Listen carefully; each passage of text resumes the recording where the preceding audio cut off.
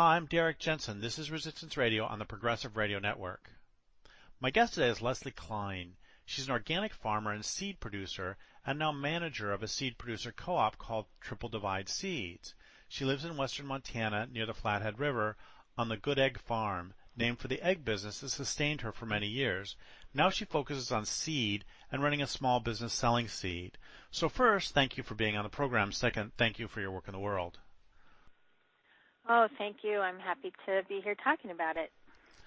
So why is independent seed collecting, producing, selling, why is this important, and why am I interviewing you? Seed is the basis of our entire food system, as everyone can know if they think about it a little bit. And as humans have modernized and gotten away from their farming, more and more people have left farms.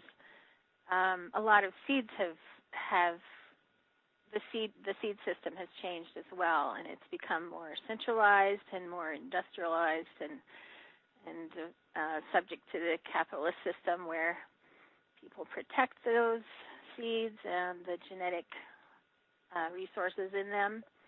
And so we're part of this big movement of reviving access to open-pollinated seeds and making more and more stuff available to seed breeders who don't want to protect that seed but want to make it available to everyone freely. So first of all, open-pollinated just means that the seeds that we grow can be regrown by someone in their garden, by anyone who grows this plant. They can then reproduce it themselves, and it will come true. So you can regrow hybrid seeds. They just might not look like what you think what you grew originally. So the open-pollinated just means it's available to everyone, which is a good thing.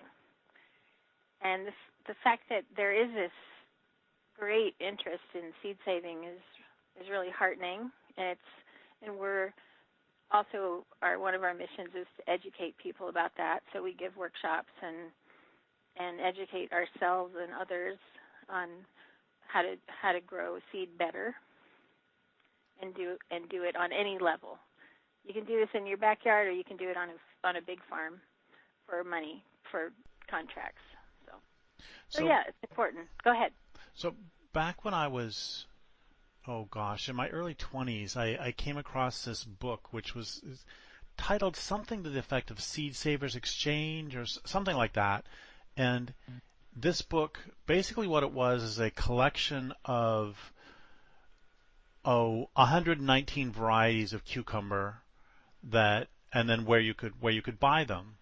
And this book it really was very formative to my understanding of this whole notion of seed saving. And there was one part of it where they were talking about how there was a biodiversity crash or a diversity crash within seeds that was sort of paralleling the biodiversity crash of wildlife. Can you talk about that a little bit, about how, and you can either, let us know if you're going to make them up, but you can even just make up numbers that would give us an idea of how this is going. Do you see what I'm getting at? Like, it said, it was saying that there used to be, and I'm making these numbers up, there used to be 340 varieties of cucumber in 1920, and then by 1970 there were 116, and by 1980 there were 79 or something. Again, I'm making up the numbers. Can you talk about that a little bit? I can try. I will not have those numbers either, and I can just say that in general, I think it's gone both ways, Derrick, actually, because yes, there has been a consolidation of seed varieties into various companies that then kind of makes them unavailable for various reasons. They just disappear. And so there is a loss. There has been a loss of varieties due to that that trend and the power that those corporations have, and then the fact that people kind of stopped doing that on their own. They stopped saving those varieties on their own. So some of those varieties were just lost. And I think right now, in the last since you read that book, Seed Savers Exchange has been counteracting that by creating this forum for people who have been doing that all along, saving those varieties, asking their 80-year-old neighbor to, for those tomato seeds that are different than any other tomato, and keeping that alive. So that forum now exists with Seed Savers Exchange, and there's some others too. So that now we can go there and have access to those. So yes, there was a loss, but now because of the internet and all the cool things we actually have access to a ton of varieties if you go looking for them. So that's the positive spin on that, and that there's people working to counteract that corporate protection and take away of varieties. So I want to tell two quick stories. One Sure. of them is that before I moved to Northern California, where I live now, I always thought berries were a waste of time. They were just not very flavorful packets of semi-sweet water that were overpriced in grocery stores. And where I live now, blackberries grow, blueberries grow, and I no longer understand why anybody invented candy because they're so good.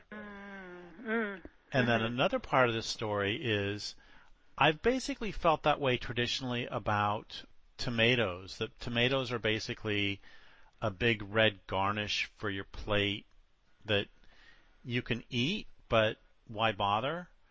And then a couple years ago, I was walking out of the feed store, and there was a local farmer with a table set up there selling their homegrown heirloom tomatoes. And let's not focus on heirloom for a moment. Let's just focus on taste. Okay. And I grabbed I bought some from them, and oh my God, I had never before in my life had a tomato. Yes. These were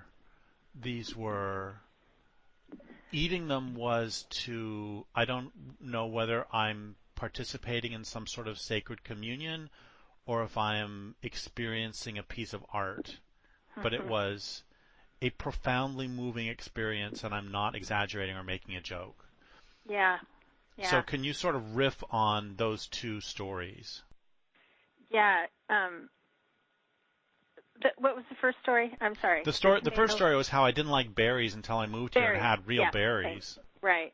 Oh, I'm so glad that happened with the tomato.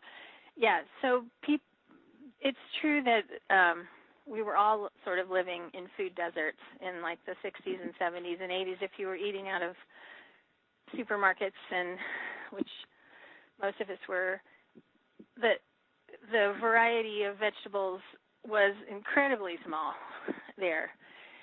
Commercially available varieties were terrible, of certain vegetables in particular. Tomatoes is a great example because they were bred to be shipped long distances, so they were hard and picked unripe, and they were pretty terrible. So if you grew up eating homegrown tomatoes, those would taste like cardboard or something worthless. So that eye-opening experience of having a tomato that wasn't one of those terrible varieties from the grocery store can turn your life around. So now a lot of those varieties are getting more commercially available, but it's true that I live in this world where there are a million varieties around me and available, and I'm thinking about them all the time, but they are not commercially available. So my optimistic view is probably not shared by people eating out at the grocery store. So yes, it helps to have access to a farmer's market or a local farm or a little piece of ground in your backyard where you can try some things out that will have actual taste and kind of blow your socks off like that, and avoid some of the commercial varieties in the grocery store for sure. So what sort of seeds do you sell through your organization, through Triple Divide Seeds? Are they mainly vegetable, or are there other? So I'll just leave it at that. What do you sell? Yeah, we sell vegetable seed and flowers and herbs, kind of what you would find in a seed catalog of that type. And we try to cover a lot of the bases. We sell seed varieties, vegetable varieties that we have grown ourselves and that do well in our particular ecosystem, in our climate, in Montana, in our region. So we call them regionally adapted seeds. A lot of us who started the co-op and are growers for the co-op either have had vegetable produce businesses or still do and combine those things. So we're constantly, looking for those. Either we've been growing these varieties for years and years and love them and want to share them with people, or we're just, open to new things and trying new things and looking for the ones that do well here in our area. So that's the main. We try to kind of curate a collection of seeds that someone can come in and buy and know they're going to do well in their backyard in Montana. Whereas if you just bought from Burpees or some kind of nationally distributed catalog, half of the things probably wouldn't even grow well. You might not even get a crop, and it would be very disappointing. So we try to set people up for success with things that we think will do well right here where we live. I have one more fantasy food story to tell, which is I've always loved potatoes. I don't care what form, and they can even be, that's not true. Honestly, the potatoes from grocery stores these days are basically just a buttered delivery system. They're almost tasteless. But one time I grew a whole bunch of varieties that I got from a seed producer, or a potato producer who did something similar to what you're doing. And I got this one type called German Butterball. Mm-hmm. And this was 25 years ago.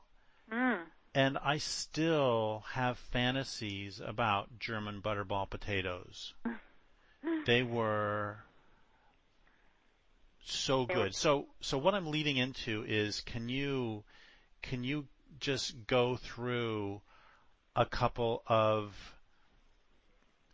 I don't know, I don't even care what type of vegetable, whether it's some radish that is like this amazing thing. Can you just go, so say somebody lives in Arkansas or Nova Scotia, and they might not have the same climate as you, but just sort of open their eyes a little bit to the possibility of, I don't know, a turnip tasting good.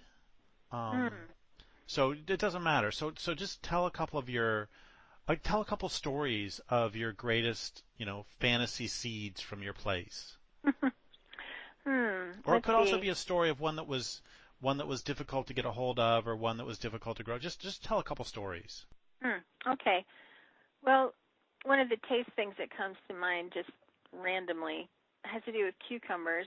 A lot of the cucumbers you buy in the grocery store are called like an American type cucumber. There's a lot of different varieties, but that is as opposed to a Middle Eastern type cucumber.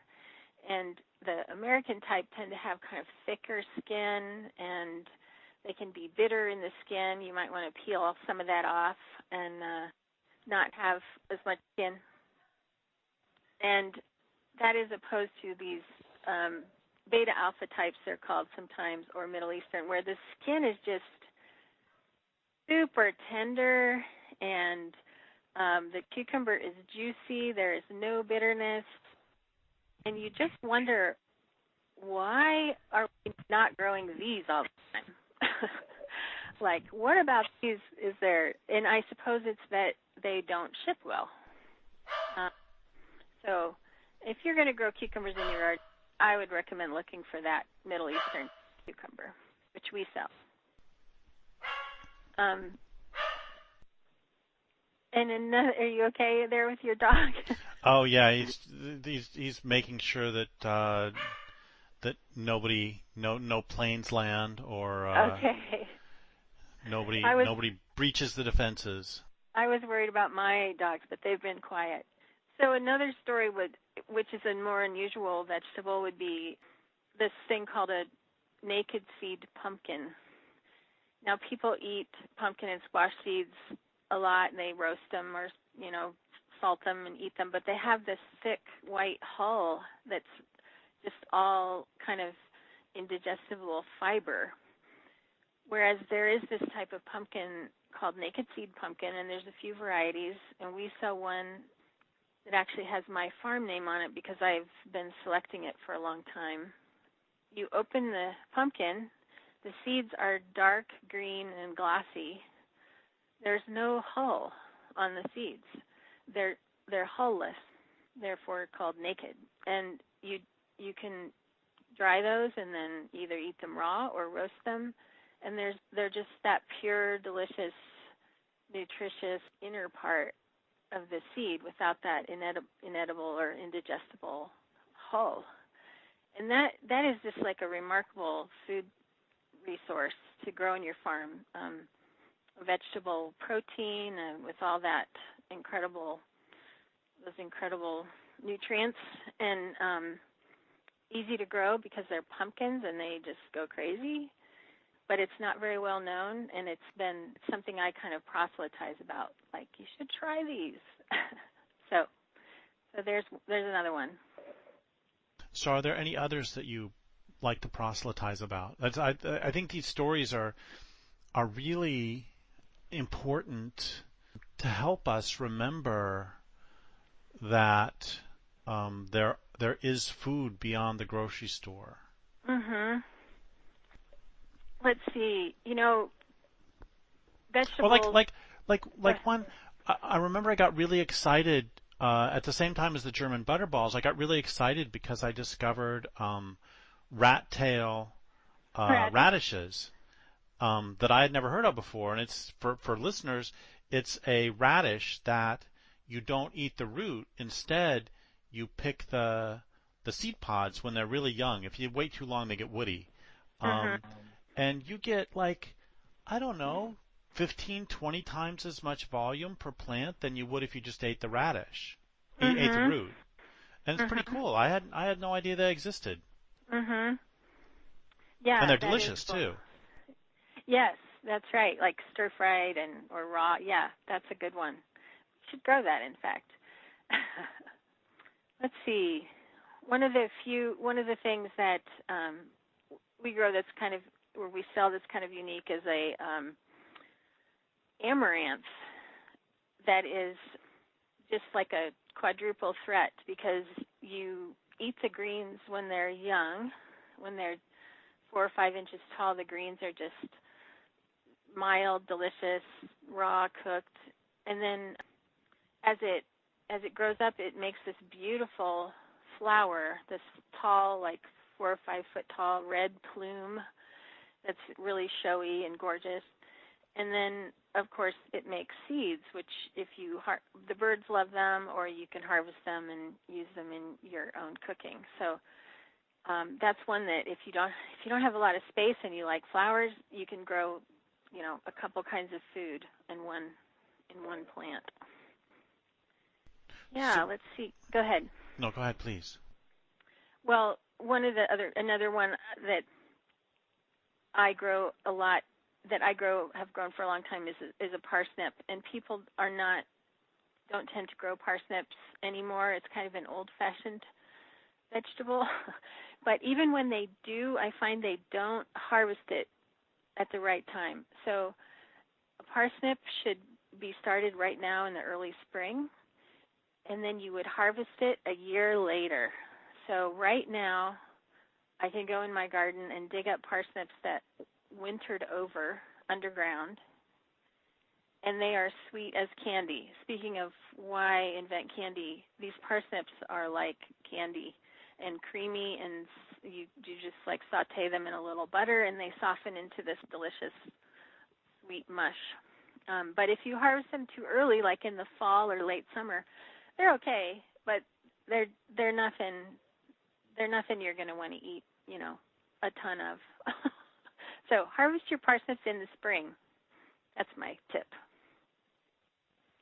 So before we go to the sort of larger political implications of all of this and why seed saving, seed sharing is revolutionary and or important, I want to talk about the word heirloom for a second, because before we started the interview, I used the word heirloom, and you said, well, the word heirloom ends up being a little bit complicated. So can you talk about how the word heirloom is complicated? Yeah. Yeah, it doesn't have a specific meaning in the seed world. It means a variety of vegetable that's been around for decades, maybe even hundreds of years, or one that has a story, but kind of just like other varieties or forces in the seed world that narrow things down. We've gotten to know a few heirlooms, like Cherokee purple tomato, or a few things have become popular, where there's like hundreds and thousands of varieties that could be considered heirloom. And then there's the fact that constantly plants are changing. So that heirloom tomato that's been around for hundreds of years, everybody that grows it is selecting for something. And so it's changing, and that's a good thing. That's the amazing creative part of this, is that things are always getting selected for and changing for what we want. Sweet corn gets sweeter, tomatoes get sweeter. And now we're also in this kind of renaissance of organic plant breeding, where sometimes we say we're creating new heirlooms because we're working on new varieties that are open-pollinated and available to everyone and have stories because they came from somewhere and somebody made them. And now we're offering these new varieties. And the new varieties are also delicious and amazing. So an heirloom is cool. And sometimes we don't even know the story. Like, we can say something is an heirloom, but a lot of times very little is known about it. So it's rare that a breed has like a documented life story that goes back a long ways. It does happen, and it's pretty cool. But we sell heirlooms, but we also sell things that are maybe considered more modern, but they have all those good qualities that maybe have been bred out of an heirloom and crossed with something else. And we've created new things that are really valuable and delicious, and just as, we want to promote those too. So I'm going to put off the political question again for a second and talk about, say there's someone who is a novice gardener or a young intermediate gardener. Is seed saving and also seed selecting, which is a separate thing, is that scary and difficult, or is that something that really anybody can do and have a reasonable success? Yeah, it's easy and hopefully not scary. Yeah, it is available to pretty much everyone. You can find out with just a little bit of reading. You can figure out which types of vegetables would be the easiest to start with. There's ones that just cross with themselves, and so you don't have to worry about what's around them, what other varieties you're growing. Beans is a good example. It's so easy to save your own bean seed. You just let a little bit of your row go unpicked. if you're growing green beans, you just let those green beans hang and dry, and in the fall you pick those pods and you shell those beans, and that's your seed crop for the next year. So those are annual self-pollinated crops. Another one would be tomatoes. Super easy, kind of fun, because you squish the tomato juice with the seeds into a little jar and you let that ferment for 3 days. And that breaks down the pulpy encapsulated seed, breaks that down, and so the seed is floating free, and then you run it through a strainer and put it on a little dishcloth and dry it out, and there's your seed for next year. There's a few resources easy to find. Seed to seed is one, and grow your own seed to bloom and grow your own vegetable varieties is another, things that you can find to help do that. But you can just know nothing and let your plants go to seed and collect it and plant it the next year and see what happens if you're in an experimental type. So if you grow squash, your squash might cross with each other and you'll get a lot of different stuff. You might not like some of it, but it might be kind of fun. So basically, you can know as little or as much as you are ready for and still save seed. Flowers is another good example. Just save your flower seed to plant. Flowers are beautiful even when they've crossed with something, so with another color or something. So yeah, hopefully people can be liberated to just try that out, and you'll get hooked, and pretty soon nothing will stop you. You'll just keep doing it no matter what. So I was influenced by a book, speaking of books, a long time ago, by this book that I want to name called Breed Your Own Vegetable Varieties by a woman named Carol Deppe, D-E-P-P-E. And I think it came out originally in the 90s or in 93, and it was kind of a revelation. It was just like a do-it-yourself in your own backyard, permission to go cross things and play with the genetics of your plants and see what happens. And so that was a really influential one for me. So yeah, seed saving is one thing. It's just you can maintain a variety, which is important work. So you'd plant your row of peppers, say, and you might want to remember to not harvest from a couple of plants that didn't do very well, like they were kind of shrimpy or had a little disease or something, and you would harvest your seeds from peppers that grew on the most robust and the most tasty, and then you just go in and cut the peppers open. When they're red, you let the peppers get fully ripe, and then the seeds are ready and mature also. And that's another easy one.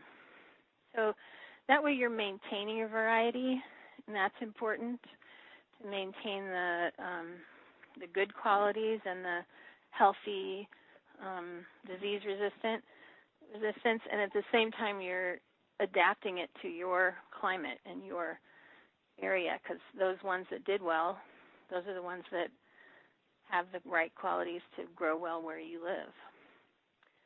If you do that for a few years, you will see some results. You'll have happier peppers and better production and things like that. So all of this talk of seeds made me think of something else that annoys me, which is that I haven't had a good watermelon in probably 15, 20 years.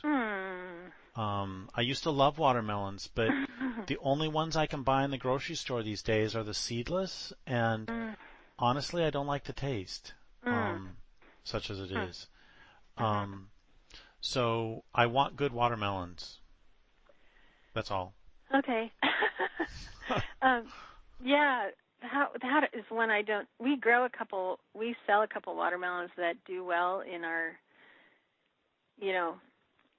watermelon disadvantaged area, because it's they don't like cold nights. Watermelons don't typically love Montana.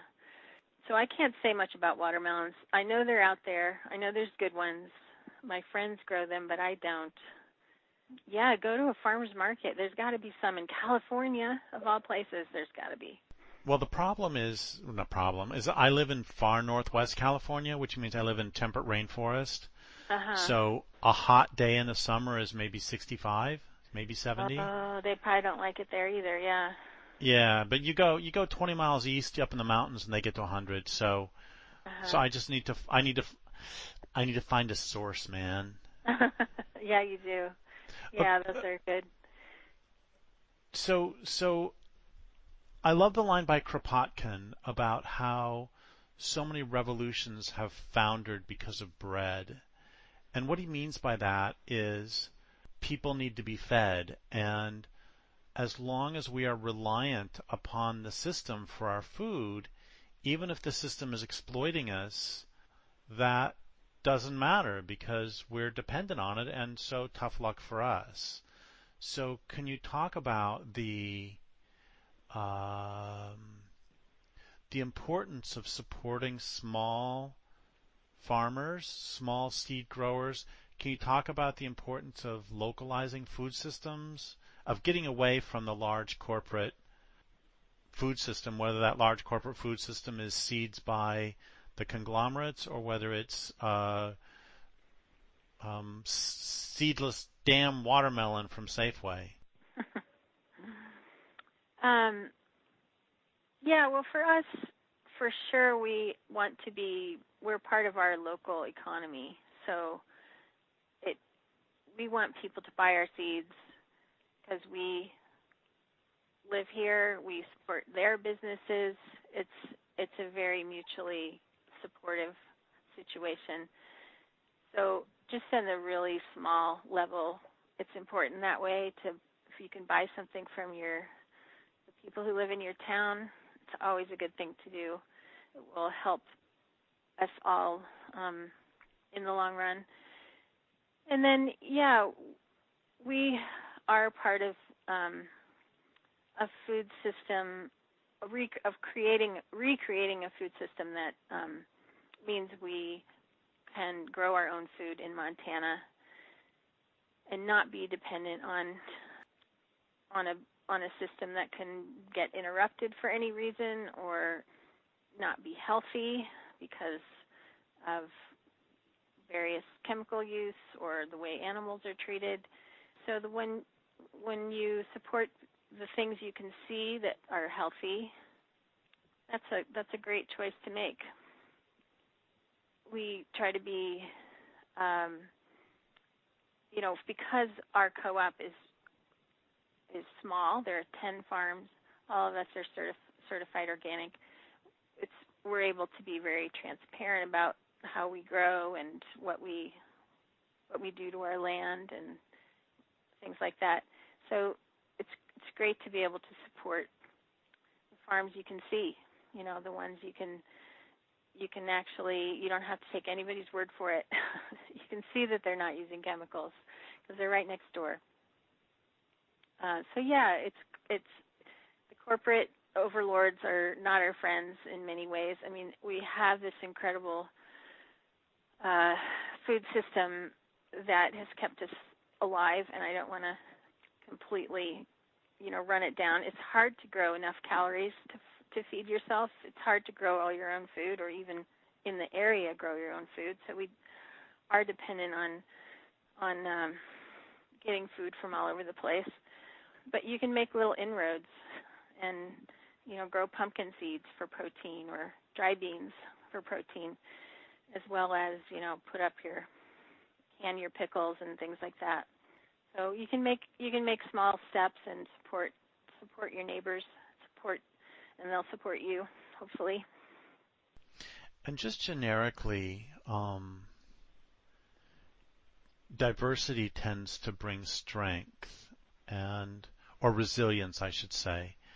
And so if one has multiple sources of either foodstuffs or seeds, that is going to pretty much by definition be a more stable and resilient system than if those foodstuffs or seeds are highly centralized. Mm-hmm. I'm thinking of, I have no idea what the numbers are for seeds, and I'm kind of making up the numbers for food, but I remember reading 15, 20 years ago about how basically, again, I'm generally making up the numbers, but I'm not making up the effect. That basically there's 4 companies control 80% of the pork market, 5 companies control 70% of the beef market, 3 companies control 70% of the rice market. It's all, and that I remember even when I wasn't particularly politicized, I found that completely terrifying, because that means basically if you control the food supplies, you can control people. And so having those food supplies so centralized, I find both personally and politically terrifying. And as well as among other ways, I think that's one of the reasons that I wanted to interview. I think that you're doing just such incredibly important work, is that anybody who can, as you said, make little inroads against that, I think is doing incredibly important work. Yeah. Yeah, that's definitely true of the seed world, and you can find those charts of, as that the seed genetic diversity or the seed varieties are concentrated more and more, and yeah, it's something like that. 3 companies control 90% of the seeds sold worldwide, something like that. Syngenta and Monsanto and a couple others. Yeah, that's definitely true, and we are wresting control away from those in our small way. There's another organization I wanted to mention along those lines, and it's called OSSI, OSSI, and it stands for Open Source Seed Initiative, and it's working to,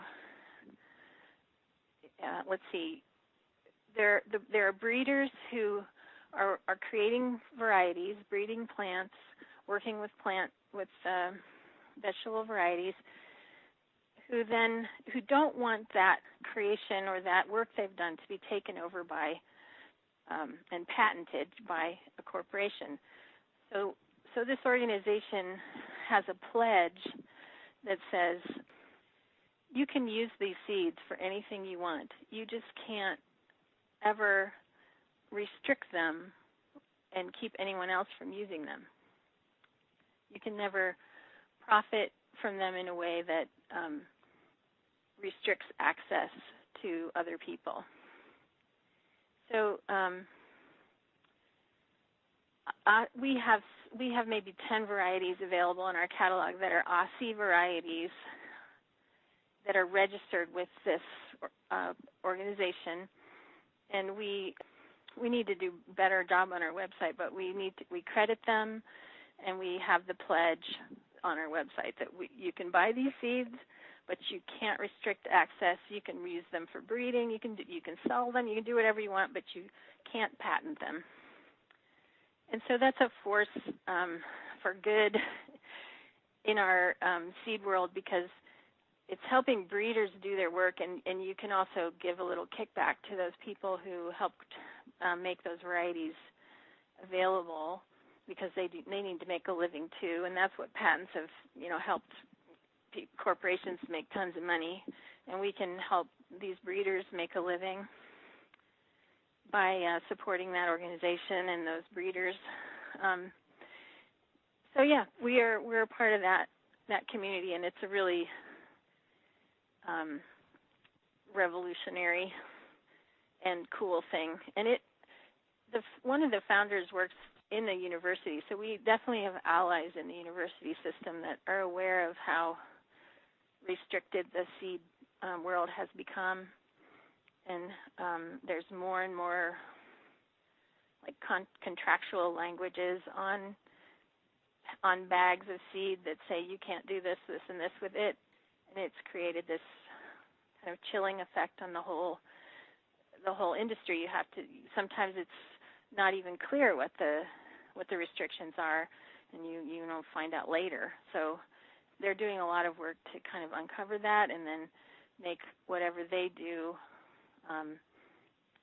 free and available to the human species over time.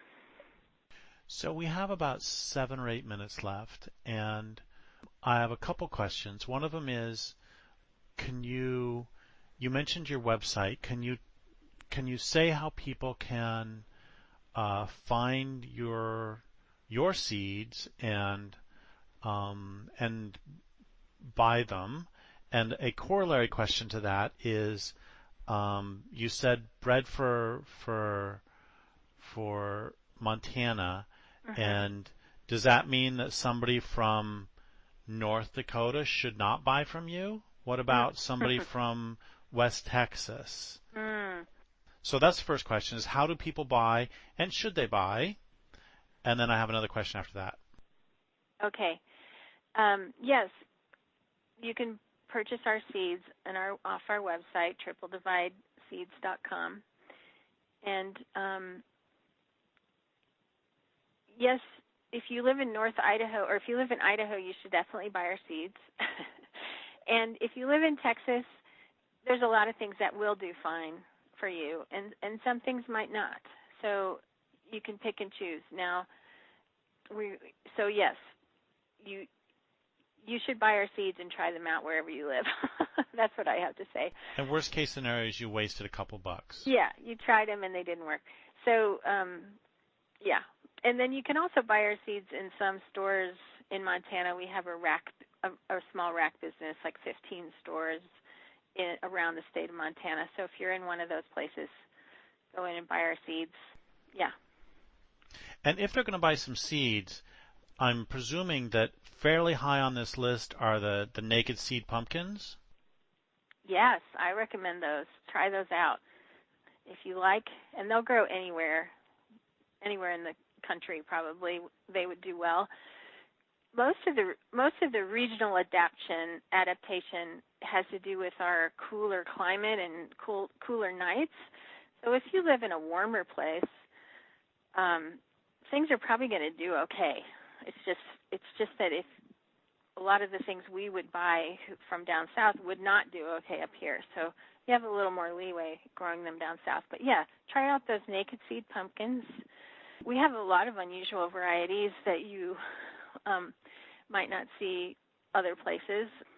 You know, a squash called lower salmon that was developed in Idaho, and actually 2 watermelons, Derrick, that were developed in Idaho and Montana, Bozeman and Blacktail Mountain. Yeah, a lot of things you won't see other places, so definitely check it out. And then the really last question here, unless you have other things you want to talk about, the last question here would be, so if somebody loves seeds and lives in Alabama and is not particularly interested in the cool night seeds, but they want to join this particular movement/revolution, and they want to start actively participating in preserving and enhancing vegetable and flower diversity, what should they do? Yeah, that's a good question. I think there's groups of people around the country doing this work, and you could find them wherever you are. Now, Seed Savers Exchange is a great place to start, because if you join that organization, they'll send you a yearbook, it's called, and it's just packed full of varieties for sale and the name of who grew them and the state where they were grown. You can track people down. You can find the people in your neighborhood or your state that are contributing, growing seeds and selling them through Seed Savers Exchange, which means that it's not a regular company. It's just like you send your $2 to that person and they send you a little envelope of seeds. So you can track down people that way, and sometimes there'll be an event, like in our neighborhood we have this event called Free the Seeds, where we do a seed swap. People come and they bring seeds they've saved, and they hand them out free, and other people hand theirs out free, and you just take home whatever you want. And then there's workshops on how to do more seed saving, go to the next level. There's the really simple things, but then you might want to learn about biennials, like carrots that you have to plant the next year, and they take 2 years to grow to seed. So you might want to learn the next level of information and take some workshops. I think those things are happening all over the country. And if not, you can, make it happen. Like bring somebody there to do a workshop in your area.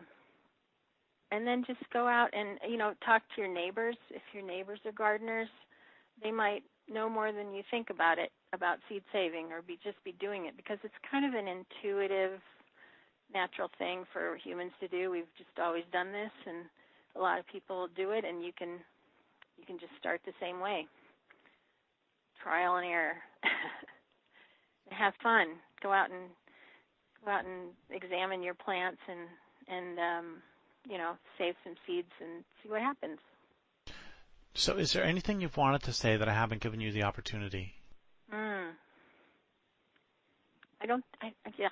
Nothing comes to mind. But, there's so much. I feel really positive. I think I have a pretty optimistic view of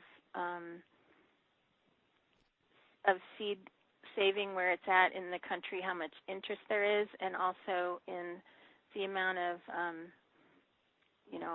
diversity that's coming back and that's being recreated or refound and made available.